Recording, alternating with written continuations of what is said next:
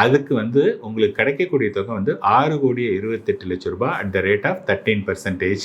ஆனால் 13% கிடைக்கிறதுக்கான சாத்தியக்கூறுகள் ப்ராபபிலிட்டி வந்து பார்த்தீங்கன்னா நிறைய இருக்குது. எதை பேஸ் பண்ணி சொல்கிறோம் அப்படின்னா, you look at the last 5, 10, 15, 20 years.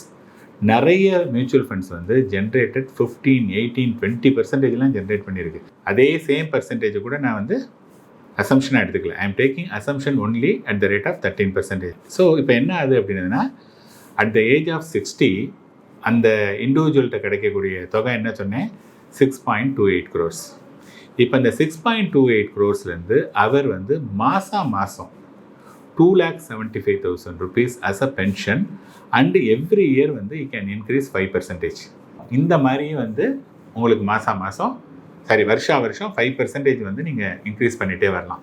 இந்த மாதிரி நீங்கள் நெக்ஸ்ட் 40 years, அதாவது உங்களோட 100வது வயசு வரையும் நீங்கள் எடுத்து மீதி எவ்வளோ மணி இருக்குதுன்னு பார்த்தீங்கன்னா 20 கோடி ரூபா மீதி இருக்குது.